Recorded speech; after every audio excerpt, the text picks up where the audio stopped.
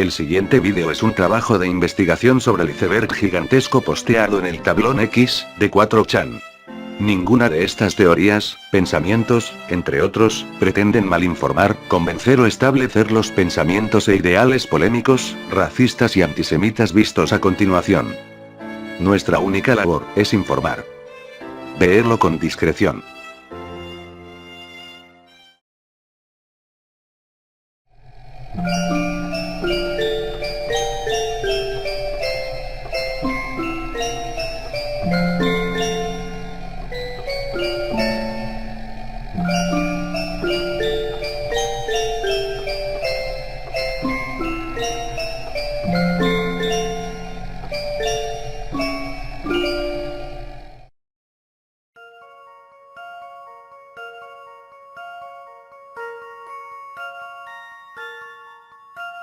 El petróleo proviene de animales de todo tipo, también de humanos fallecidos. El petróleo crudo en sí mismo es una combinación de una multitud de combustibles de hidrocarburos. Los hidrocarburos ya se pueden cambiar de uno a otro con una química inteligente, pero a menudo costosa. Entonces, se asume que se puede reducir la pregunta a ¿pueden los restos humanos en bruto convertirse en hidrocarburos a base de combustible? La respuesta es sí, si realmente se quisiera. La descomposición de los cuerpos humanos normalmente seguiría otros mecanismos de descomposición. De mayor interés para su propósito es metanogénesis. Y de tal, metano. El metano es un combustible de hidrocarburo simple y, por sí solo, generalmente no es lo suficientemente fuerte para las actividades más intensivas. Pero para propósitos básicos, debería ser suficiente. Donde no lo hace, uno puede gastar energía y cambiarla a un compuesto más apropiado, donde se obtendrá esta energía está más allá del alcance a tal respuesta. Hay otra cuestión, la del volumen y la eficiencia. En cierto sentido, ¿cuánto metano se puede obtener con este método? Por lo tanto, el mundo puede tener fácilmente producción de metano natural basada en cadáveres humanos. Sin embargo, para que sea físicamente viable, debe ser a escala industrial. Se sospecha que también debe ser la norma cultural. De lo contrario, la oposición lo hará inviable, no hay suficientes cadáveres humanos. Esto es algo a tener en cuenta. Además, como se señaló anteriormente, el metano no es perfecto y su uso puede estar limitado a operaciones simples, no muy lejos de antes de la era del motor de combustión estándar, pero no se pretende averiguar o tener mucha idea de esto. Finalmente, hay una gran cantidad de logística y problemas con las grandes tumbas productoras de metano. Según las necesidades energéticas y la era de cada uno, los incineradores humanos pueden resultar efectivos después de que se haya acumulado una gran cantidad de metano. Será costoso, complejo y realmente poco ético. Pero por el aceite, se hace y logra cualquier cosa.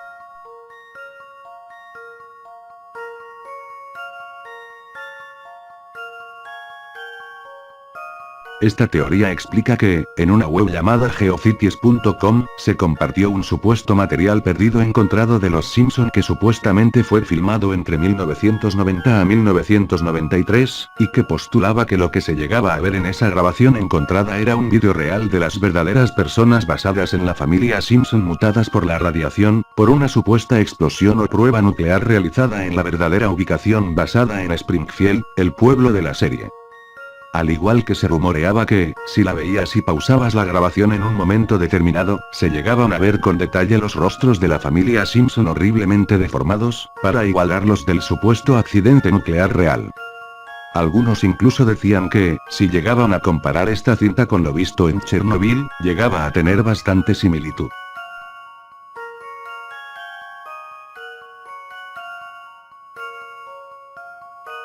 Es una teoría que propone que los ovnis son un fenómeno natural causado por las corrientes de aire que se desgarran en el cielo, y el proceso de que esto suceda crea una ilusión óptica de apariencia metálica.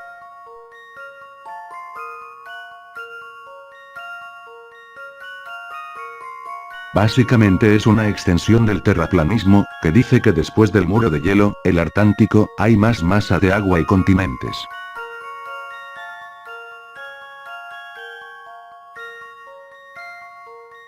Los árboles son capaces de comunicarse entre sí, utilizando hongos en el suelo como medio de conexión, de manera similar a nuestro Internet. Pueden informar sobre peligros, cambio climático y otras cosas, también mediante una frecuencia de campo electromagnético similar a la de los humanos, biomas análogos con sistema de raíces. Aunque no se sabe si esto podría definirse como un comportamiento de un mamífero como tal.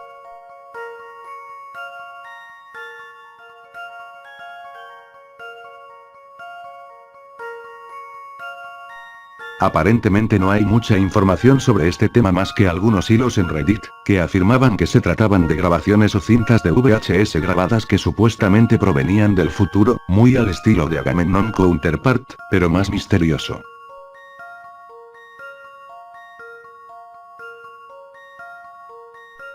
Para que se pueda dar una mejor interpretación del tema es necesario saber primero qué es Akashico. Su significado es éter, o cielo del sánscrito del país de la India, su significado en la religión de la filosofía de la teosofía son compendios de todos los eventos, pensamientos, palabras, emociones e intenciones universales que hayan ocurrido alguna vez en el pasado, presente, o futuro. Allí, se archiva todo lo que vivió un alma en sus diferentes reencarnaciones, lo que está viviendo y las cosas que, tal vez, viva en el futuro. Dichos registros se encuentran en una dimensión más allá del tiempo y el espacio. La información que obtenemos nos permite lograr una mayor comprensión de las cosas que nos ocurren, de los patrones que se repiten en nuestra vida y de todo aquello que nos causa sufrimiento, para eventualmente sanar. Dicha información es la que se nos facilita al interactuar con los registros. Es una información que propicia la comprensión, el entendimiento y el conocimiento de uno mismo y del entorno que nos rodea. Cuando conectamos con los registros akashicos conectamos con nuestros guías y con la parte de nosotros que tiene registrada en su memoria todo lo que ha acontecido en el universo, es la parte de nosotros que encierra nuestra sabiduría. En una lectura de estos archivos, las personas formulan las preguntas a las que buscan respuesta para resolver problemas que los afectan, y el lector canalizará esas consultas a los guías de esa persona. Los guías son los que proveen la información que la persona necesita para evolucionar y encontrar un mayor estado de bienestar. Ahora, una vez entendido esto, veremos lo siguiente en astrofísica: un horizonte de eventos es un límite más allá del cual los eventos no pueden afectar a un observador. Wolfgang Ringler acuñó el término en la década de 1950. Propuso que la gravedad puede ser lo suficientemente fuerte en la vecindad de objetos masivos y compactos de los que ni siquiera la luz puede escapar. En ese momento, la teoría newtoniana de la gravitación y la llamada teoría corpuscular de la luz eran dominantes. En estas teorías, si la velocidad de escape de la influencia gravitacional de un objeto masivo excede la velocidad de la luz, entonces la luz que se origina en su interior o desde él puede escapar temporalmente, pero regresará. Por lo tanto, el horizonte de eventos oculta definitivamente la singularidad en el centro del agujero negro, una bendición para los astrofísicos molestos por la ruptura de las leyes de la física en ese punto. La conjetura de la censura cósmica establece que todas las singularidades están ocultas por un horizonte de eventos y esta falla de las leyes de la física no es observable. En teoría, cualquier masa puede comprimirse lo suficiente como para formar un agujero negro. Por ejemplo, nuestro Sol se convertiría en un agujero negro si su masa estuviera contenida dentro de una esfera de unos 2.5 kilómetros de diámetro. Una vez entendiendo ambos conceptos podemos dar la idea de corte esotérica junto con el de una científica, pero hasta este punto podemos tomar ambas ideas y dar a la interpretación ambos conceptos para que de cierto modo tengan cierta lógica. Podemos tener estas dos hipótesis. La primera es que en alguna parte del espacio-tiempo pueda estar un agujero el cual nosotros como seres humanos podamos acceder a conocimientos pasados como en el futuro del universo así como de lo que pueda suceder en un agujero negro y aunque pueda sonar descabellado controlar un agujero negro para un fin específico, la otra es que en algún momento del espacio-tiempo esté un agujero negro atemporal en el que todo lo que esté dentro de ahí el tiempo no pase ni mucho menos por lo que estaríamos en un espacio fuera de lo que conocemos como tiempo y espacio sabiendo que lo que está dentro de ahí sufre del efecto de espaguetización, entonces podríamos decir que sería una parte consciente del universo.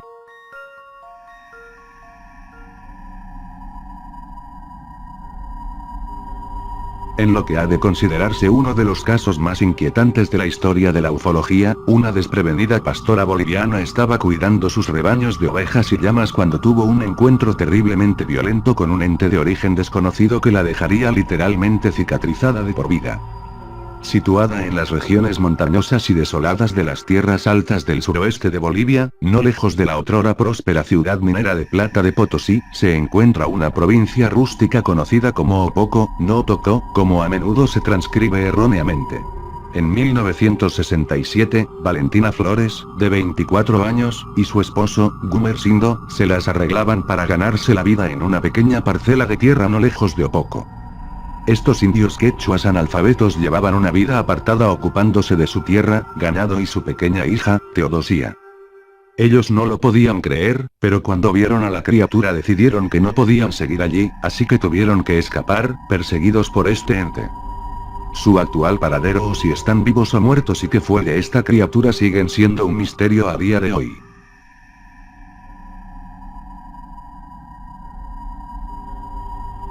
Esta teoría básicamente nos dice que el páncreas en realidad no existe, y que el procedimiento al cual te someten para extirparlo es en realidad una operación para extirpar un punto de energía chakral, que ha sido envenenado a través de los alimentos que comemos, meticulosamente planificada por un grupo de malvados magos del arco empeñados en quitarle la magia a las masas.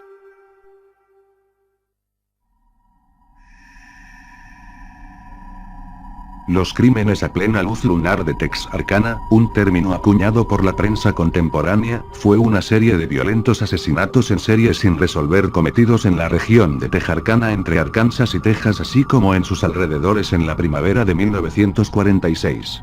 El perpetrador de los hechos, conocido simplemente con el apodo del asesino fantasma, término acuñado porque al momento de llegar la policía desaparecía con la misma rapidez que cometía sus brutales asesinatos.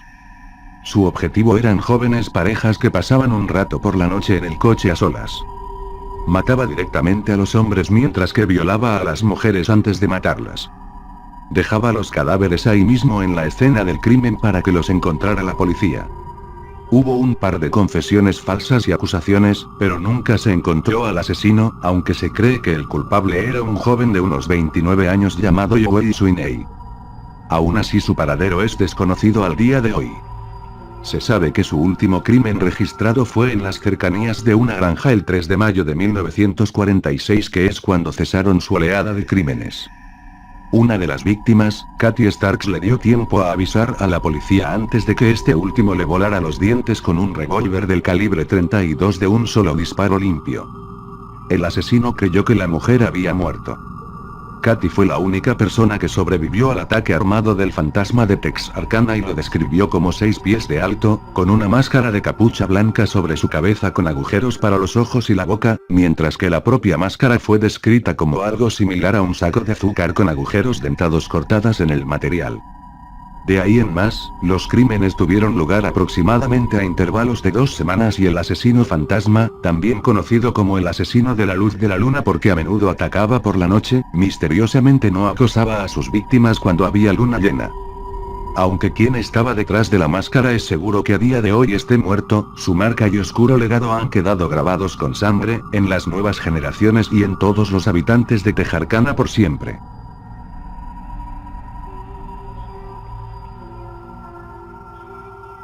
Göbekli Tepe tiene más del doble de edad que Stonehenge y altera por completo nuestras ideas sobre el desarrollo humano y la agricultura. Esto interrumpe nuestros pensamientos sobre cómo pensábamos que comenzó la civilización. Cómo se construyeron las ciudades. Pensamos que los templos se construyeron como consecuencia de la civilización, pero Göbekli Tepe da la impresión de que podrían haber construido una ciudad alrededor del templo. La presunción era que antes de que pudieras construir un templo, tendrías que tener un asentamiento, y también tendrías que estar en un lugar donde asignas a las personas que trabajan en el templo en lugar de cultivar alimentos. Solo se ha descubierto entre el 5 y el 10% del sitio. Los arqueólogos también dicen que diferentes partes se construyeron con grandes diferencias de tiempo. Y que algunas partes probablemente sean significativamente más antiguas. Ese lugar realmente estimula la imaginación porque el pensamiento clásico dice que la gente habría tenido la revolución agrícola y luego se habría establecido como un templo para la religión centralizada. Este sitio cambió eso. Parece que los templos y los centros religiosos podrían haber estimulado los asentamientos y la agricultura en este lugar. Es extraordinario pensar que todo nuestro concepto de la evolución de las civilizaciones podría ser esencialmente al revés.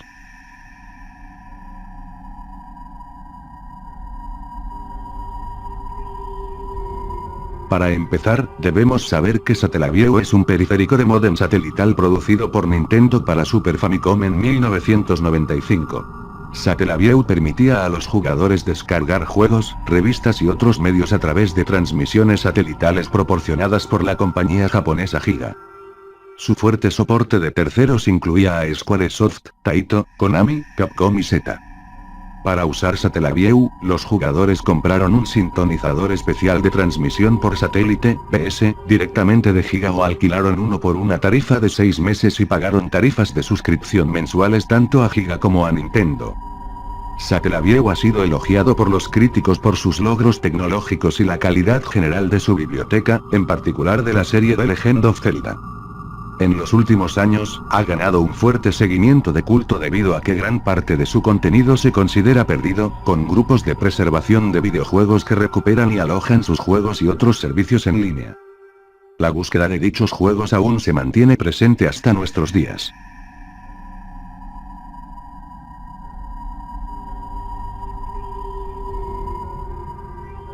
Para aquellos que quizás no lo sepan, IE2K fue un gran temor a mediados y finales de la década de los 90 debido a que la gente creía que los relojes internos de la mayoría de nuestras computadoras solo mostrarían el año y no la década.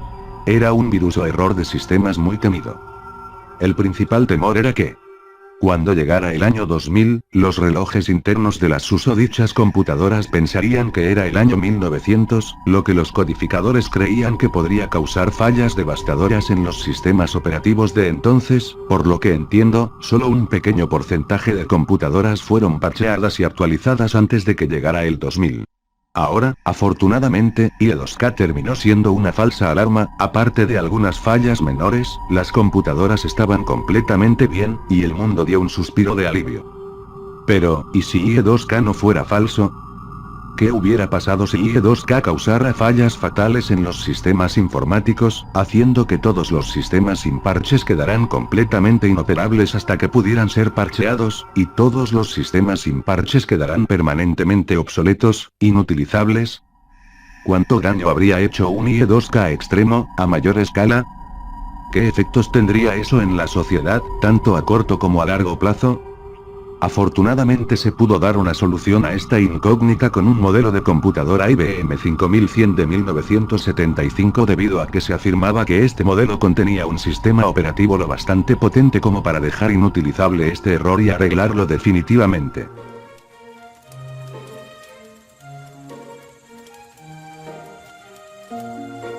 Una interpretación única de Jung y la física cuántica promovida en la literatura paranormal nueva era alrededor de los 70 y 80, autores como Henry Randles y los Magonianos básicamente postulaban que la realidad es más plástica y manipulable de lo que nos permitimos pensar. Este conocimiento puede ser procesable, ya que teóricamente podrías crear la realidad a través del pensamiento activo. Véase también, Juego de realidad de Stiegers.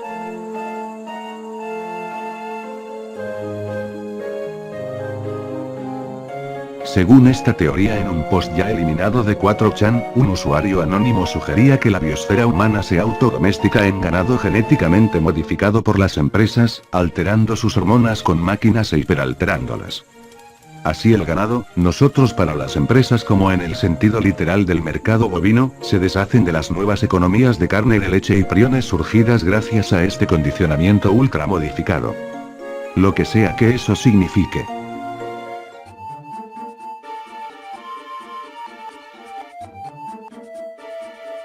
En 1937, Puerto Rico promulgó la Ley 116, la última ley de esterilización eugenésica aprobada bajo jurisdicción territorial de los Estados Unidos. No fue derogada hasta 1960. Sin embargo, las condiciones y los resultados de la eugenesia en Puerto Rico fueron establecidos y asegurados no solo por la Ley 116, sino por el colonialismo estadounidense. Para 1925, debido a la invasión estadounidense de 1898 y la posterior devaluación del peso y el despojo de ganaderos y agricultores por parte de los intereses azucareros estadounidenses, el 70% de la población puertorriqueña no tenía tierras y el 2% de la población poseía el 80% de la tierra. Como lo habían hecho en otros lugares, los eugenistas estadounidenses aprovecharon la pobreza resultante, culparon a la superpoblación y apuntaron a las mujeres pobres para la esterilización y la experimentación farmacéutica. En 1976, el Departamento de Salud, Educación, and Welfare informó que más del 37% de las mujeres en edad fértil en Puerto Rico habían sido esterilizadas.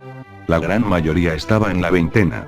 Uno de los principales impulsores de este resultado fue Clarence Gamble, presidente de la Federación de Control de la Natalidad de Pensilvania, miembro fundador de Human Betterment League y más tarde de Virtrigo, heredero de las fortunas de Proctor, y corresponsal y colega de Margaret Sanger. A lo largo de los años, estuvo involucrado en iniciativas en Israel, Hawái, Egipto, Japón, Ceilán, ahora Sri Lanka, Pakistán, Sudáfrica, donde sostuvo que una reducción en la tasa de natalidad era la solución a la pobreza de la región. En 1939, Gamble comenzó a llevar médicos puertorriqueños a Nueva York para aprender lo último en técnicas de esterilización. A principios de la década, había atendido clínicas de control de la natalidad, establecidas por la Administración de Ayuda de Puerto Rico de Franklin Roosevelt, con sus propios trabajadores de campo y los utilizó como sitios para reclutar candidatas para la esterilización. A muchas de las mujeres que se sometieron a la ligadura de trompas no se les hizo entender que era permanente. Algunas instalaciones apoyadas por Gamble informaron que se negaron a admitir a mujeres que habían dado a luz 2 o más veces si no daban su consentimiento a la operación. En 1968, aproximadamente 30 años después de la participación de Gamble en Puerto Rico, las mujeres allí tenían las tasas de esterilización más altas del mundo. Pero la esterilización no fue el único esfuerzo de Gamble en Puerto Rico. Es igualmente conocido por su papel en el sometimiento de mujeres pobres a la experimentación médica. En la década de 1950, los doctores Gregory Pincus y John Rock comenzaron a probar la progesterona en mujeres de Puerto Rico. Gamble amplió la distribución de progesterona oral, aceptando donaciones de compañías farmacéuticas que, al no poder realizar ensayos en los Estados Unidos, pujaron por el acceso a las mujeres en sus clínicas. Se enviaron enfermeras visitantes y trabajadores sociales a proyectos de vivienda en San Juan y áreas rurales. Sanger se refirió a ellos como su ejército de ocupación. La droga, que en dosis considerablemente más pequeñas más tarde se conocería simplemente como la píldora, todavía era experimental. Los efectos secundarios, que incluyeron náuseas, mareos, dolores de cabeza, fueron descartados por los investigadores como psicológicas o culpadas a las propias mujeres puertorriqueñas, que fueron construidas como carentes de la sofisticación intelectual para seguir instrucciones. Este tropo racista y basado en la clase en particular se empleó en casi todas las campañas de esterilización y control de la población, ya sea implícita o explícitamente. Las muertes por tuberculosis pulmonar e insuficiencia cardíaca congestiva también se consideraron irrelevantes.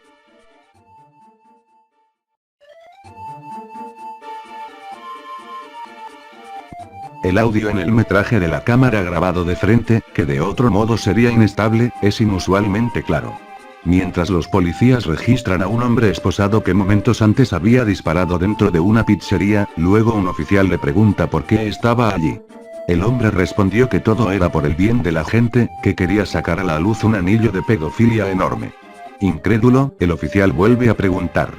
Otro oficial interviene. Pizzagate. Está hablando de la tal conspiración de pedofilia de Pizzagate. En esa breve y escalofriante interacción en 2016, queda claro que las teorías de la conspiración, relegadas durante mucho tiempo a los márgenes de la sociedad, se habían trasladado al mundo real de una manera muy peligrosa por gente alta índole que acaba creyéndolas y las concibe como una verdad absoluta.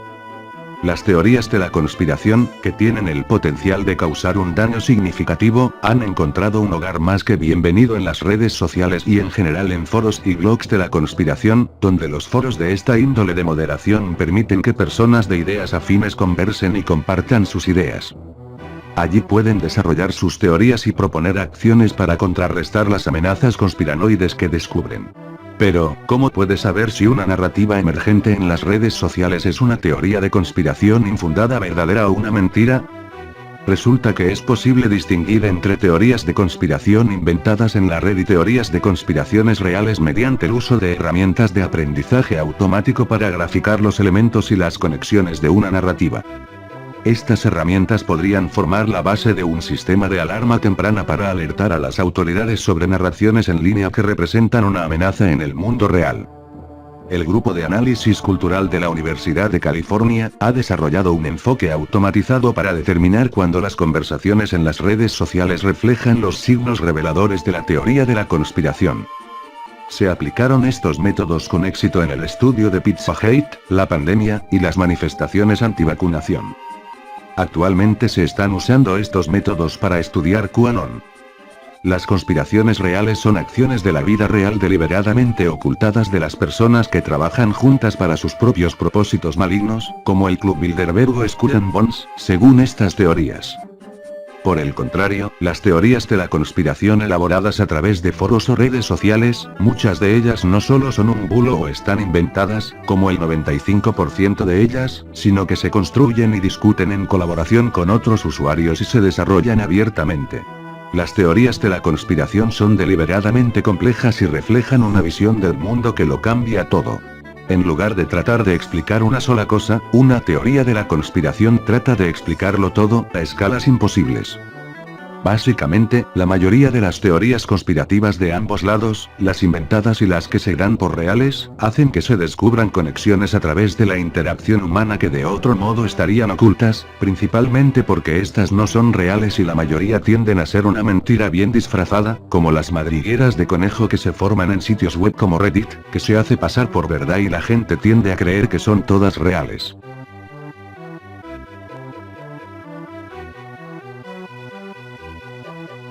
La inmortalidad de la metanfetamina es una teoría que tiene sus raíces en soma. Se teoriza que el soma es un enteógeno que causa alucinaciones y al mismo tiempo actúa como estimulante. La mayoría de las recetas hasta la fecha están esencialmente compuestas de efedra, opio, hachís, y hongos. Sin embargo, ninguno de estos brebajes ha producido nunca la inmortalidad o la iluminación. Algunos de los efectos secundarios de las anfetaminas son idénticos a los relatos históricos del consumo de soma y, por tanto, llamaron la atención de los investigadores que buscaban un alcaloide anfético natural. La metanfetamina ocurre naturalmente en ciertos arbustos, específicamente en Senegal y Aberlandieri. Este arbusto tiene 4 alcaloides de anfetamina que anteriormente solo se creaban en laboratorios. Además de estos alcaloides, este arbusto también tiene alcaloides de nicotina y mescalina, lo que significa que cumple con todos los requisitos para ser el ingrediente vegetal idóneo utilizado para crear soma.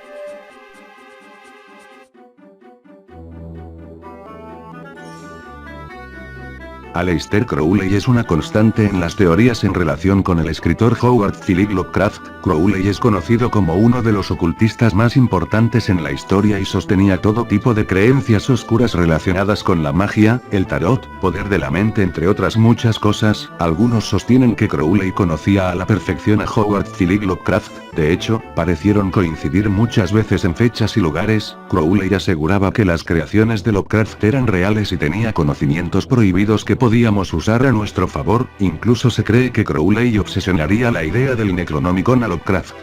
También relacionan mediante la esposa de Lovecraft, Sonia Greene. Ellos fueron una pareja diferente. Mientras Lovecraft era una persona callada, reservada y arrogante, Sonia era un alma salvaje, extrovertida, que le gustaba relacionarse y conocer a todo tipo de personas. Algo de esto atrajo a Lovecraft, probablemente esa libertad que siempre le faltó en su vida, y Sonia probablemente vio en él una persona intelectualmente atractiva. Todo parecería normal hasta que aparece el nombre de Aleister Crowley, y es que Sonia conocía directamente a Crowley y todo parece indicar que ella siempre fue su seguidora. Muchas de las reuniones a las que Sonia asistía y que se hacían en Nueva York terminaban en encuentros sexuales. La teoría básicamente nos dice que Sonia siempre fue una agente doble enviada por Crowley debido a la obsesión que éste tenía con el escritor y su teoría de que Lovecraft era un mesías. Con esto Crowley buscaba soplarle al oído a través de Sonia todos los conceptos Lovecraftianos. Incluso Crowley ya conocía el concepto del Necronomicon que fue comentado a Sonia para que ella se lo dijera a Lovecraft.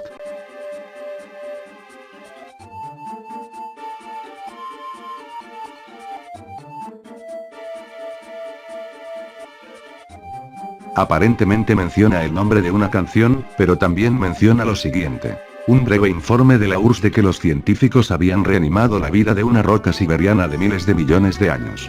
Más tarde se afirmó que el Dr. Churinov realmente había creado vida, y que los experimentos soviéticos sobre la creación de vida propia a partir de tejido muerto o fosilizado, habían continuado durante algún tiempo a partir de entonces.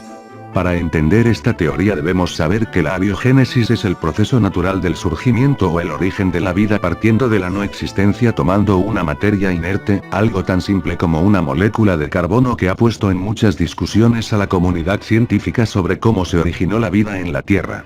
Se tiene la teoría de que, bajo ciertas condiciones, se condensó un vapor de agua lo cual se condensó completamente, dando vida a los primeros microorganismos de la Tierra. Ahora, ¿esto qué tiene que ver con la teoría? Esto puede ser que, durante la época de la Unión Soviética, científicos soviéticos intentaron replicar las mismas condiciones, posiblemente intentando replicar dicho experimento, y que muy probablemente en dicho año fue cuando se logró recrear el experimento de manera exitosa. ¿Qué pudo haber sido de esos experimentos? Eso es algo que solamente el gobierno ruso sabrá. Da mucho que pensar en la posibilidad de haber creado vida y que ésta pudo haber evolucionado de cierto modo.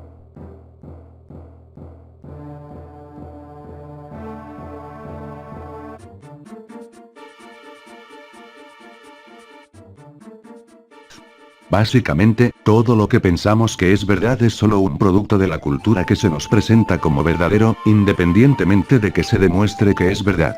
Todas las falacias y mentiras todavía son consideradas como ciertas por la gran mayoría de la población. Nuestra mejor oportunidad para discernir si algo es cierto o no es el método científico, que no produce un resultado determinado, simplemente evalúa una teoría a la luz de descubrimientos anteriores u otras teorías verdaderas para un fenómeno determinado. Si solo una suposición en el sistema es falsa, ciencias enteras podrían fallar y colapsar.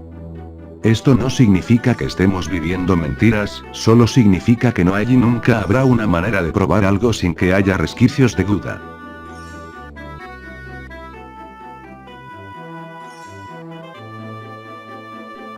Posiblemente esta teoría se resuma en un punto básico, en el cual sea un modo de llevar la contraria con aquellas personas que creen que las vacunas causan autismo, y como tal no hay un sustento científico con un buen respaldo para poder llegar a la conclusión de que las vacunas reducen o provocan el autismo.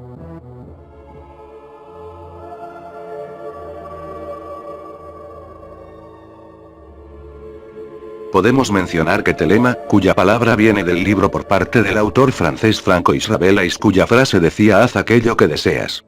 Ahora hablaremos tanto de religión como de filosofía, para un entendimiento más general.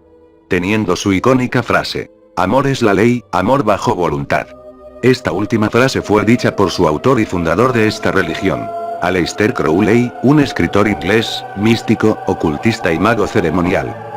Crowley escribió que había recibido el libro de la ley que le había dictado una entidad llamada Aiwass, que serviría como base del sistema religioso y filosófico que llamó Telema. Cuando nos referimos a Telema como religión, es que cada individuo tiene una voluntad verdadera, que debe distinguirse de los deseos y caprichos ordinarios del ego. La voluntad verdadera es esencialmente el llamado o propósito en la vida. Incluye el objetivo de alcanzar la realización plena por esfuerzos propios, y con la ayuda de ciertas personificaciones, avatares, de las veces, dioses egipcios, pero sin la ayuda del concepto judeocristiano de Dios o alguna otra autoridad divina. Otro punto por mencionar es el tema de Mágico-Magia K, un sistema de disciplina para entrenamiento físico, mental y espiritual, así como de la ciencia y arte de causar cambios en conformidad con la vida. Uno debe encontrar por sí mismo, y estar seguros más allá de la duda, quién se es, qué se es, por qué uno es así, siendo, por lo tanto, consciente del curso apropiado a seguir, lo siguiente es determinar las condiciones necesarias para seguirlo. Luego de eso, uno debe eliminar de sí mismo todo elemento ajeno o hostil al éxito, y desarrollar aquellas partes de uno mismo, que son especialmente necesitadas para controlar las ya mencionadas condiciones. Voluntad. Cuando nos referimos con hacer tu voluntad, no se refiere al hecho de ser una religión basada en el libertinaje, así como el teledonismo se basa en la realización que uno tiene como ser humano la voluntad a lo que quiere ser como persona. Las pocas reglas que hay que seguir son el deber con uno mismo, el deber con los otros, el deber con la humanidad y el deber con los demás seres vivientes. Tanto Aleister Crowley ha influenciado gente bastante reconocida como Jack Parsons, quien fue de sus más fieles seguidores para poder crear a la Niña de la Luna por medio de un método bastante común en dicha religión: la magia sexual. Los telemitas contemporáneos pueden practicar más de una religión, incluida la Wicca, el gnosticismo, el satanismo, el setianismo y el luciferianismo. Muchos seguidores de Telema reconocen correlaciones entre Telemit y otros sistemas de pensamiento espiritual. La mayoría toma prestados libremente los métodos y prácticas de otras tradiciones, como la alquimia, la astrología, la cábala, el tantra, la adivinación del tarot y el yoga. Crowley consideró que su propuesta era de vital importancia para el futuro desarrollo del ser humano en la nueva era que estaba a punto de llegar, el llamado Eón de Horus. En su papel de profeta de una nueva revelación divina, Crowley se erigió como firme defensor de la voluntad individual que, según él, estaba condicionada negativamente por preceptos morales y religiosos de épocas pasadas, que eran manifiestamente incapaces de dar respuesta a las inquietudes existenciales del hombre contemporáneo. Según Crowley, el único modo de responder satisfactoriamente a ellas era por medio de una serie de ritos mágico-religiosos, que englobó bajo el término magic, una síntesis de diversos elementos procedentes de distintas tradiciones y corrientes filosófico-religiosas tanto occidentales como orientales, destacando entre estas últimas el yoga y el tantrismo. A partir de 1904, y a consecuencia de los acontecimientos ocurridos en abril de ese año en El Cairo, en trabajos posteriores como el Liber II, 1941, Crowley pasará a afirmar que la verdadera voluntad en su forma más pura es una manifestación de la voluntad divina. Según Crowley, para que un individuo pueda alcanzar la verdadera voluntad debe despojarse de todas las restricciones impuestas por la sociedad, especialmente las de tipo sexual, que coartan el poder de la creación divina. La verdadera voluntad es el ángel guardián que guía los pasos de cada individuo en la búsqueda y consecución de su particular magnum opus, que es diferente en cada ser humano y solo puede lograrse siguiendo los preceptos de Telema. Además de la Wicca, el satanismo moderno y la cienciología, así como la Astrum Argentum y la Otto. Las cuales fueron lideradas por el propio Crowley en algún momento de su vida. Desde su muerte en 1947 han surgido otras corrientes basadas en mayor o menor medida en sus tesis, que pretenden ampliar y continuar la labor iniciada por Crowley. Entre estas cabe mencionar la Typhonian Order de Kenne Grant o la Fraternita Saturni, fundada a fines de la década de 1920 en Alemania, o la también germana Telema Society, que en su particular sistema de creencias incluye teorías de destacados filósofos como Nietzsche y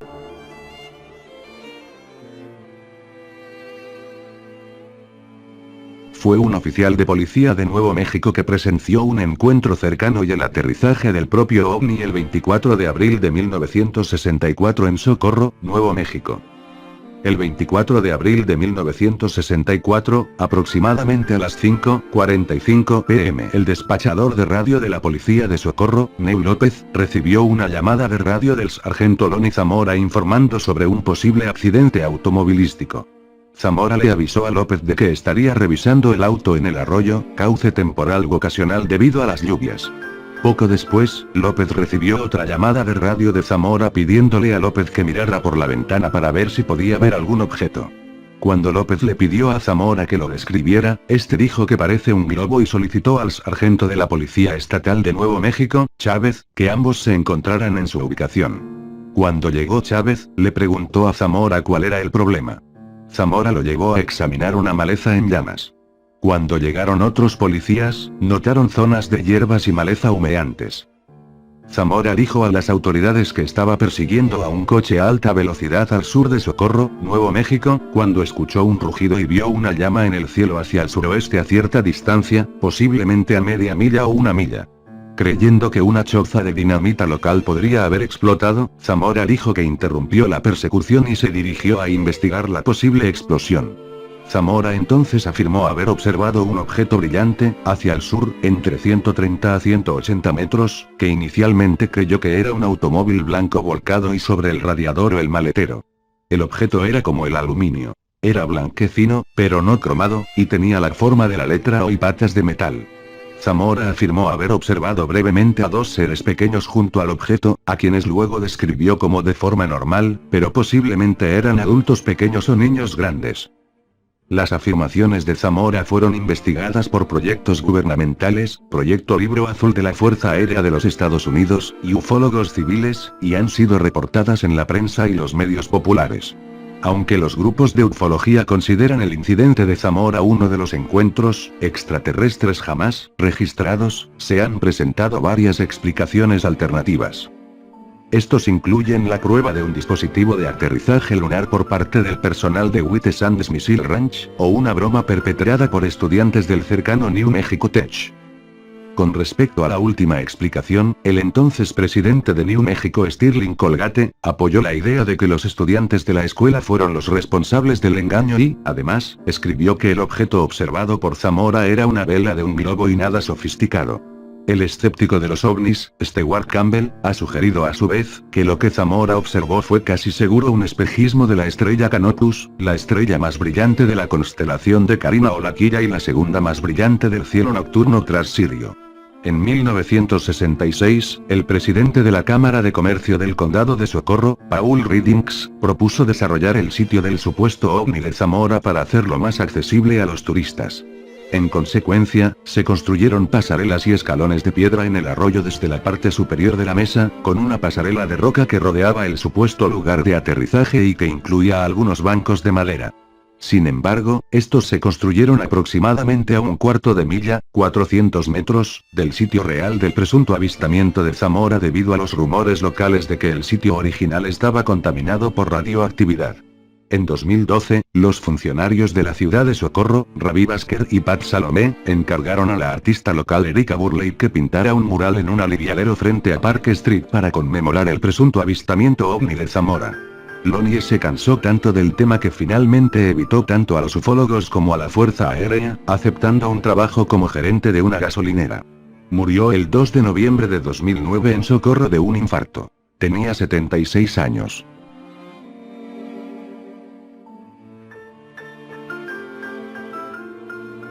Básicamente, la filosofía del caos es un orden natural del universo, pero no se distribuye uniformemente en el tiempo. A veces, el orden existe en el universo durante un periodo de tiempo determinado, pero finalmente el caos total acumulado se derrumba y envía el mundo al olvido. Alguien lo describió una vez como piensa en cómo era tu vida antes de que alguien te golpeara por detrás. Probablemente bastante normal, ¿no? Puede haber sido completamente normal durante años, pero eventualmente algo anormal tuvo que suceder. En resumen, es como si lo metieras todo en una hucha de cerdito, solo para romperlo para que nunca puedas volver a llenarlo. Deja tu mente en un estado caótico después.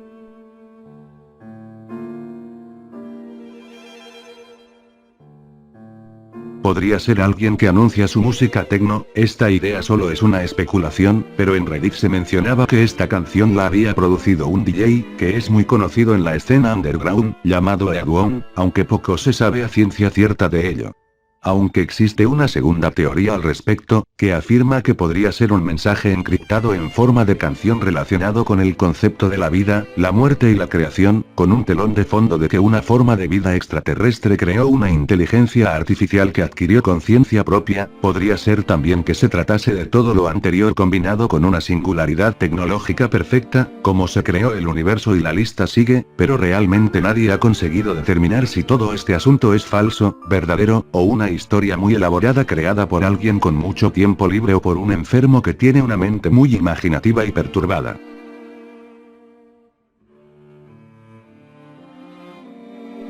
Urine fasting, investigado por Dark Machine 97 y Edward Dark. Este está perturbadoramente extendido, es una forma de medicina alternativa o pseudoterapia, englobada en el campo de la medicina alternativa.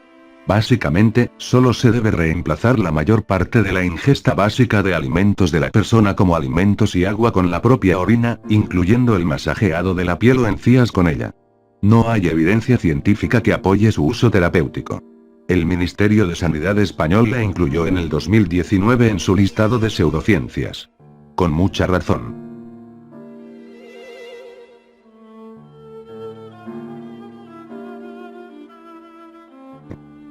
Aparentemente, no se encuentra demasiada información sobre este tema más que una publicación en Quora que realmente cuestionan si las bombas atómicas lanzadas en agosto de 1945 sobre Hiroshima y Nagasaki fueron reales o siquiera existieron. Quizás tan solo sea un bulo o un engaño muy creativo, así que hay que proceder con precaución. Las bombas nucleares no existen. Son solo un engaño. Las grandes explosiones que la mayoría de la gente ve en las películas son falsas. Las personas instalan árboles, autos, casas y otros modelos y los explotan para que parezcan una explosión nuclear. En el futuro, podríamos fabricar bombas nucleares, pero eso sería muy peligroso. En 2015, la gente usualmente no fabrica ni usan bombas nucleares. Según la leyenda oficial, no hubo pruebas de la bomba de uranio, que se decía que hizo estallar Hiroshima. Solo imaginarlo, algunos tipos de ciencia ficción dicen que creen que el uranio puede detonar si se junta unos 84 kilogramos de uranio enriquecido. Pasan varios años y quién sabe cuántos miles de millones de kilogramos de uranio enriquecido se necesitan para crear una bomba, y luego al finalizar, se lanza sobre Japón sin ninguna prueba refutable. ¿Cómo saber si la reacción en cadena es posible? ¿Cómo se está seguro de que se necesitan exactamente 84 kilogramos para eso? ¿Cómo se sabe el nivel de enriquecimiento? Hoy el mundo podría saber de parte del gobierno que se usa una supercomputadora para simularlo todo, que no se necesitan pruebas reales, y la gente lo creerá sin cuestionar. Pero en 1945 no existían tales supercomputadoras. Si fuera todo real, habría decenas de pruebas fallidas antes de que pudiesen crear una bomba real que verdaderamente funcionase.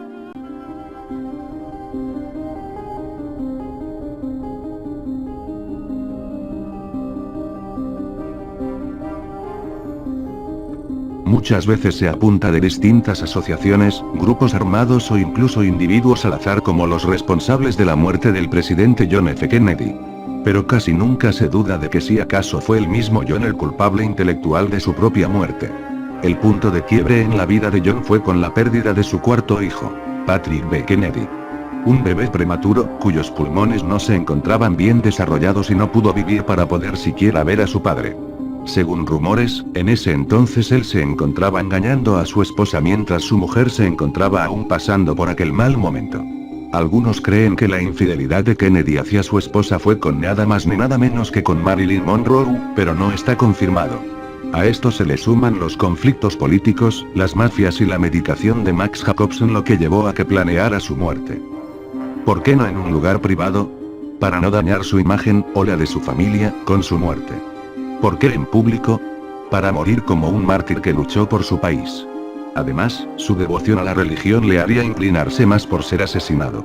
Sin embargo, el sitio más antiguo que comparte esta teoría, siendo del año 2013, se trata del Waterford Whispers News, un sitio irlandés dedicado a subir noticias satíricas, por lo que podría tratarse de una elaborada estratagema bien inventada para que los fieles seguidores de esta conspiración se enreden y busquen en esta espiral de mentiras o verdades a medias sin fin.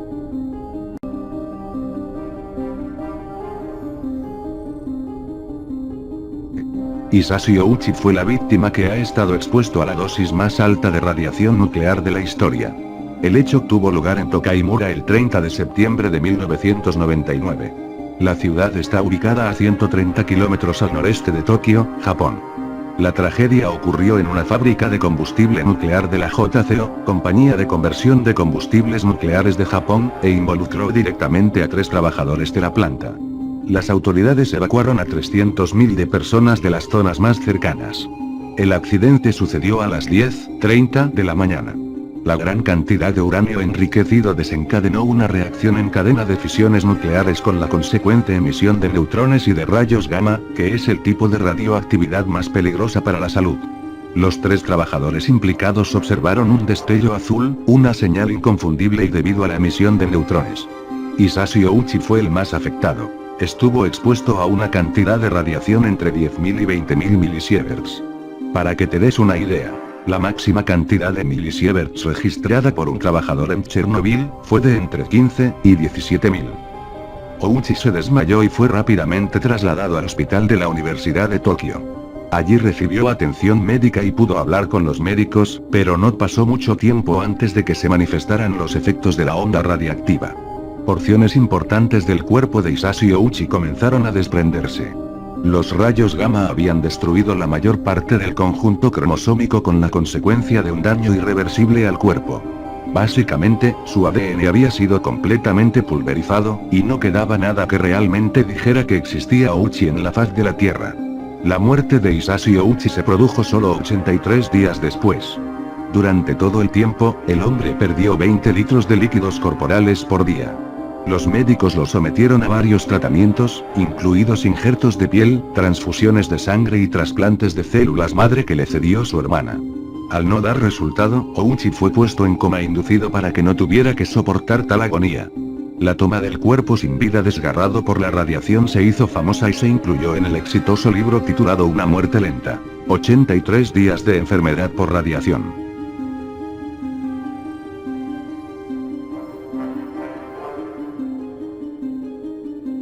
La momia Lady Dai es el nombre por el que se conoce el cuerpo momificado de Shinzui, la esposa del gobernador de Dai en la época de la dinastía de los Han Occidentales, 190 a 168 a.C., fue hallada en China por un equipo de arqueólogos, en septiembre de 1972, en Mawangui, yacimiento arqueológico chino situado en Ulibei, a pocos kilómetros al este de Changsha, en la provincia de Hunan. Reposaba en la tumba número 1 en una cámara funeraria de madera, envuelta en 20 capas de tejido fijadas por 9 cinturones, colocada en 4 féretros encajados y rodeados de compartimentos para el mobiliario funerario. El complejo fúnebre constaba de 2 tumbas más, que contenían las momias del gobernador de Dai y la de su hijo. Según los expertos, podría tratarse de la momia mejor conservada del mundo, ya que las técnicas de conservación de las antiguas dinastías de China, se igualan o mejoran levemente a las utilizadas por los egipcios en los procesos de momificación. La momia reposa actualmente en el Museo Provincial de Hunan. La momia de Shinzui, aún conserva el pelo en la cabeza, cejas y pestañas. Su piel es suave y tiene sangre de tipo A en sus venas. Los músculos de las articulaciones aún son elásticos, así que se pueden doblar los brazos y las rodillas. Posee todos los órganos, así que los forenses han podido determinar que murió de un ataque al corazón, posiblemente debido a su obesidad y vida sedentaria. Además, padecía arteriosclerosis y cálculos biliares, y tenía una vértebra fusionada. En su estómago encontraron 138 pepitas de melón, que consideran fue su última comida. ¿Cómo ha podido una momia preservarse tan bien durante más de 2000 años, hasta el punto de conservar la piel suave, músculos y todo el pelo?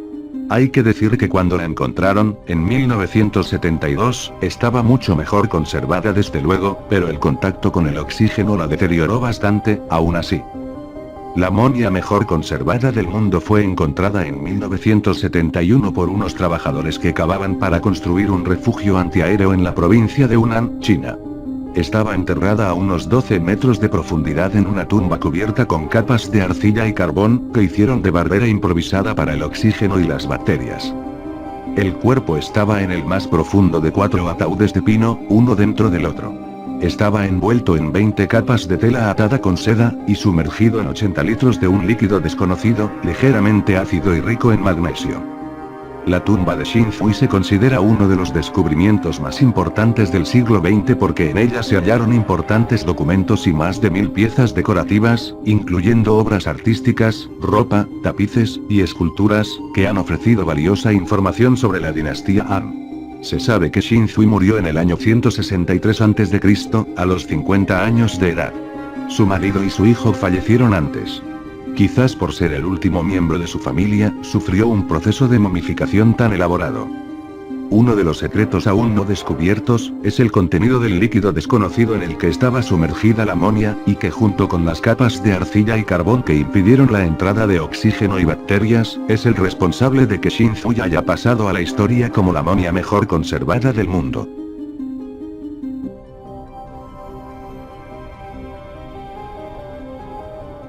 El 30 de marzo de 1981, el presidente de los Estados Unidos, Ronald Reagan, fue herido de bala por John Clay Jr., en Washington, cuando regresaba a su limusina después de un discurso en el Washington Hilton.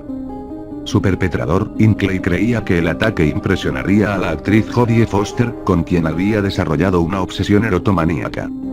Reagan resultó gravemente herido por una bala de rifle largo, que rebotó en el costado de la limusina presidencial y lo golpeó en la axila izquierda, rompiéndole una costilla, perforando un pulmón y causando una hemorragia interna grave. Estuvo cerca de la muerte cuando llegó al hospital de la Universidad George Washington, pero se estabilizó en la sala de emergencias y luego se sometió a una cirugía exploratoria de emergencia. Se recuperó y fue dado de alta del hospital el 11 de abril. La persona que atentó contra su vida, Hinckley, fue declarado no culpable por demencia por los cargos de intentar asesinar al presidente. Permaneció confinado en el Hospital Santa Elizabeth, un centro psiquiátrico de D.C. En enero de 2015, los fiscales federales anunciaron que no acusarían a Hinckley de la muerte de Brady o del intento de asesinato de Reagan, a pesar de que el médico forense clasificó la muerte del primero, Brady, como homicidio. Hinckley fue dado de alta de la atención psiquiátrica institucional el 10 de septiembre de 2016. En otra teoría, como un what if de lo que hubiera sucedido si Reagan realmente hubiese muerto prematuramente ese día, los historiadores y conspiracioncistas aficionados han intercambiado fantasías macabras sobre las consecuencias si hubiera vivido. Hoy en día, la mayoría de los expertos académicos están de acuerdo en que sus políticas económicas habrían sumido a Estados Unidos en una segunda Gran Depresión, y muchos también argumentan que su política exterior de línea dura probablemente habría empujado al mundo a una tercera guerra mundial. En contra de la tendencia, el siempre contrario Niall Ferguson ha sugerido que Reagan en realidad podría haber presidido una relajación de las tensiones de la Guerra Fría, esbozando un escenario fantasioso en el que él y Mikhail Gorbachev disfrutaron de una cálida relación personal. El muro de Berlín cayó en 1989, y la Unión Soviética incluso se disolvió 2 años después en esta reimaginación también. La mayoría de los académicos, sin embargo, tratan esta idea con desdén, tachándola de una farsa política inconcebible en este what if, claro.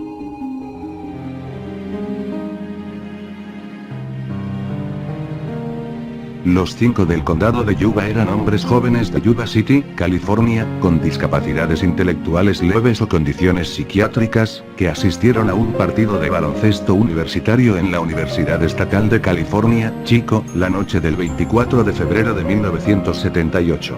4 de ellos: Bill Sterling, 29, Jack Wett, 24, Ted Weber, 32, y Jack Madruga, de 30, fueron encontrados muertos más tarde. El quinto, Gary Matías, 25, nunca ha sido encontrado.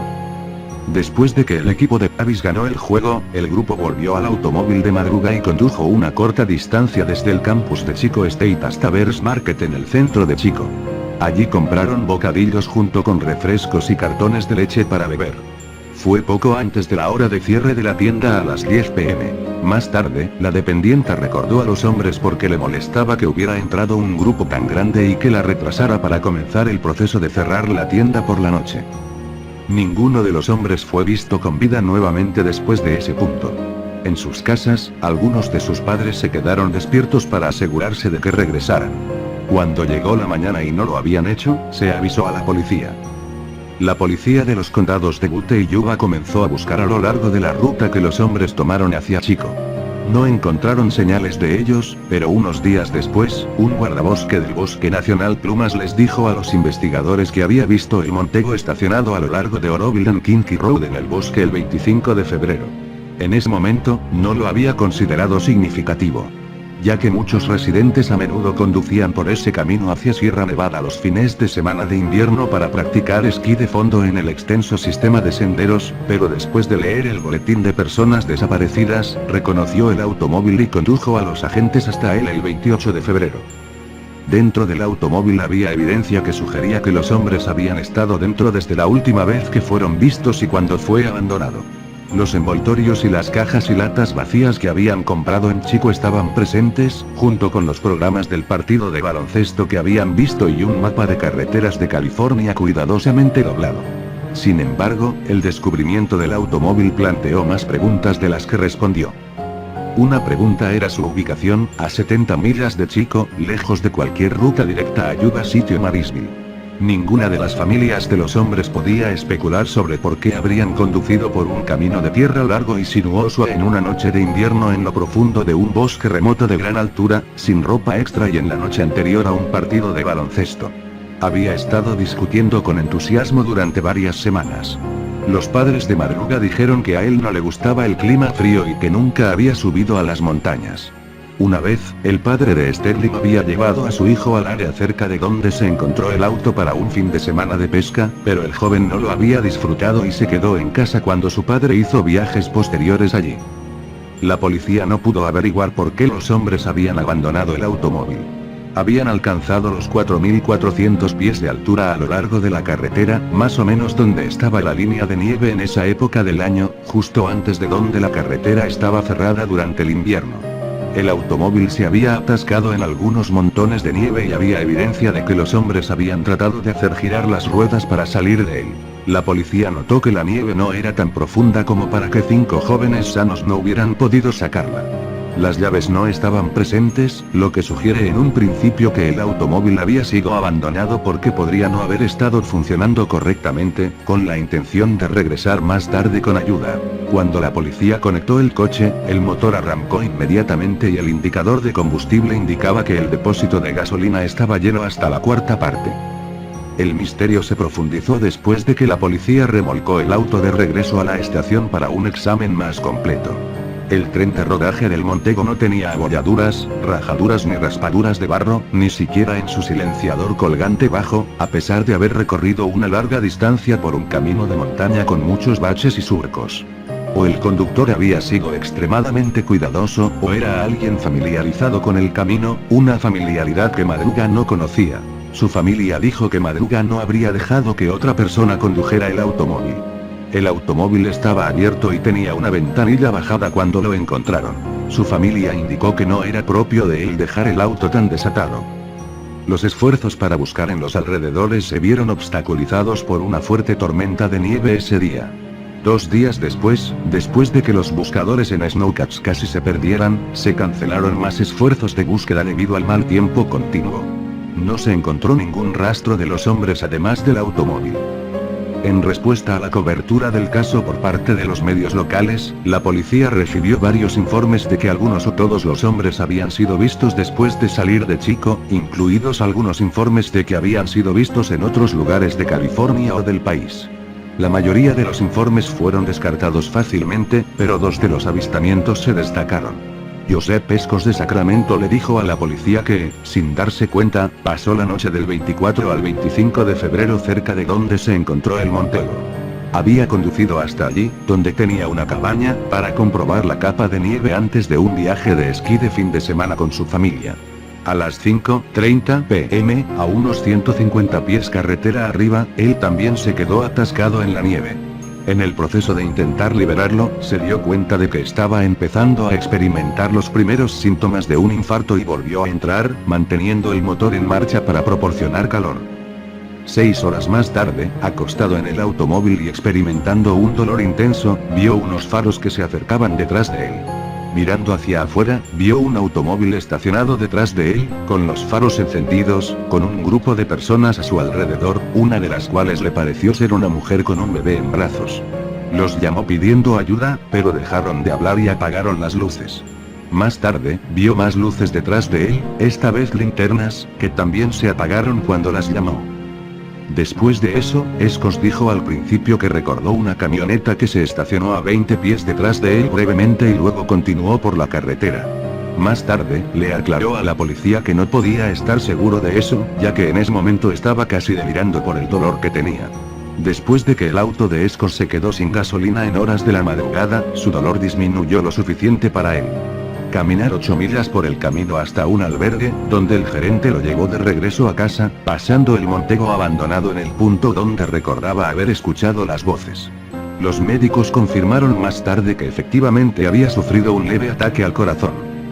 La madre de Weir dijo que ignorar las súplicas de ayuda de alguien no era propio de su hijo, si es que él había estado presente. Ella recordó cómo él y Sterling habían ayudado a alguien que conocían a llegar al hospital después de una sobredosis de Valium. El otro informe notable fue de una mujer que trabajaba en una tienda en el pequeño pueblo de Brownsville, a 30 millas del punto donde el automóvil había sido abandonado, al que habrían llegado si hubieran continuado por el camino desde donde él se había encontrado el coche.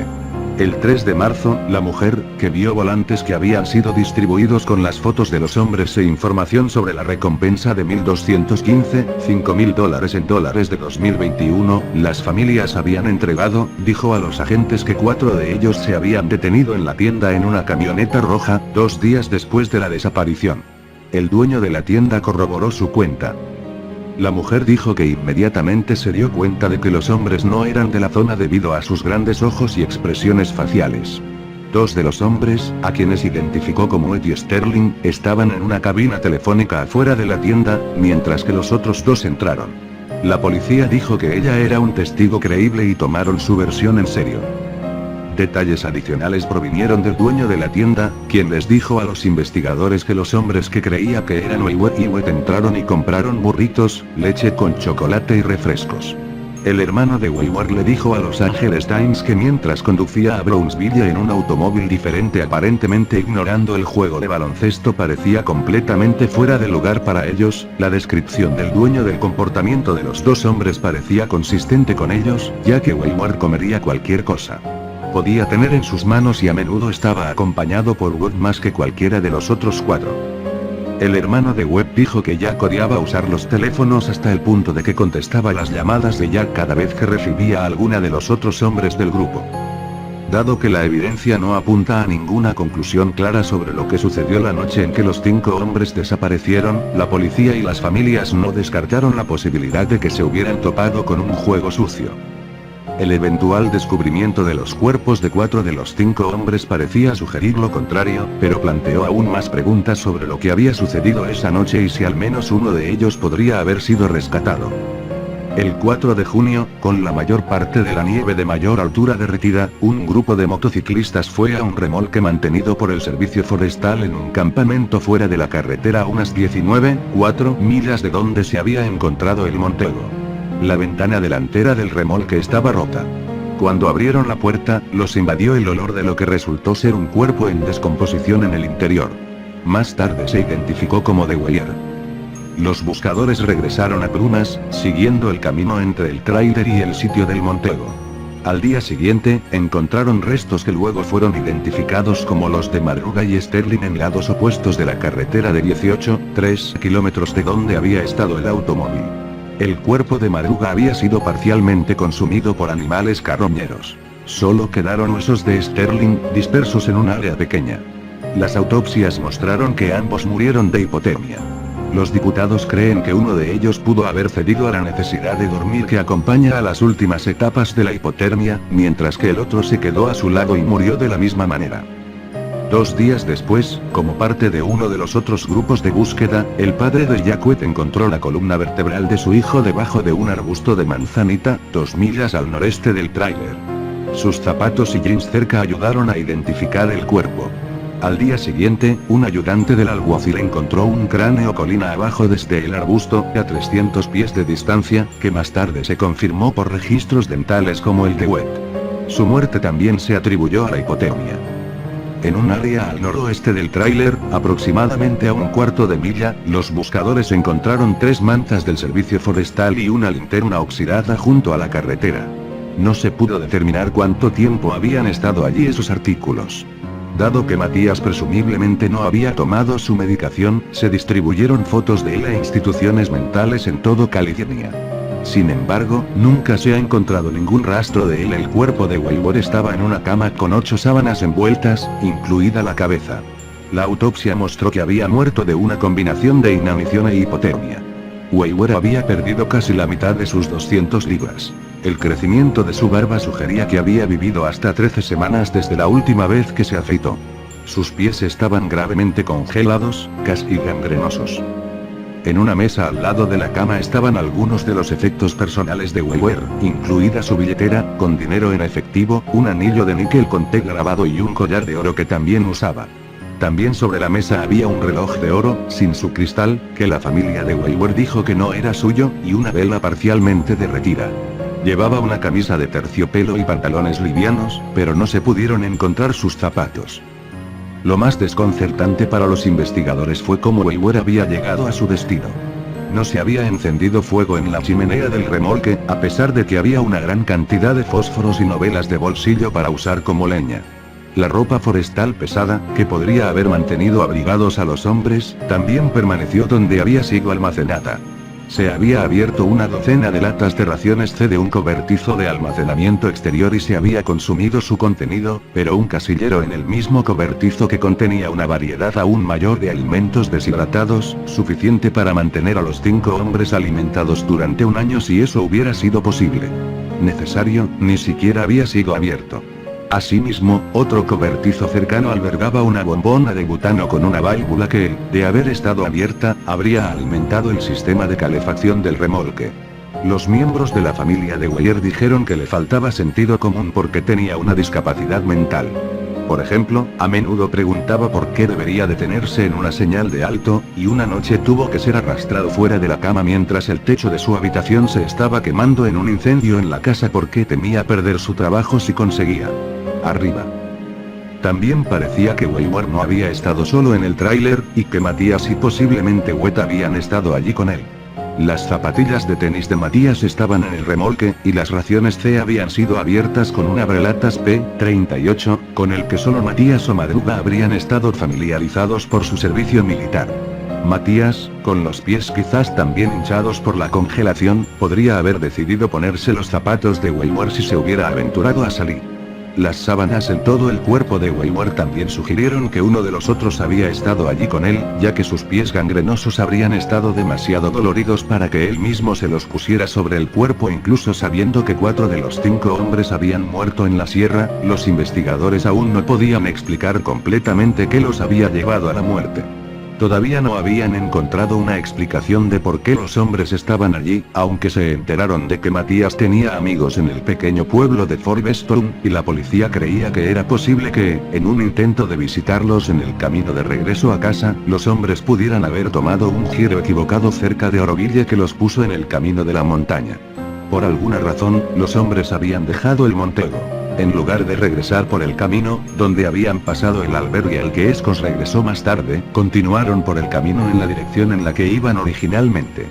Un movimiento intencionado como ese no es consistente con los patrones circulares recorridos por aquellos que genuinamente se creen perdidos. El día antes de que los hombres desaparecieran, un snookad del servicio forestal había ido por la carretera en esa dirección para quitar la nieve del techo del remolque para que no se derrumbara. La policía creía que era posible que el grupo hubiera decidido seguir las huellas que dejó, a través de ventisqueros de 4 a 6 pies de altura, a donde quiera que se dirigieran, creyendo que el refugio no estaba demasiado lejos. Lo más probable es que Madruga y Sterling murieran de hipotermia a la mitad de la larga caminata hacia el tráiler. Se supone que una vez que encontraron el tráiler, los otros 3 rompieron la ventana para entrar. Como estaba cerrado, es posible que creyeran que era propiedad privada y temieran ser arrestados por robos y usaban cualquier otra cosa que encontraran allí. Después de que Weir muriera, o después de que los demás pensaran que había muerto, es posible que hayan decidido intentar volver a la civilización de diferentes maneras, como caminar por tierra.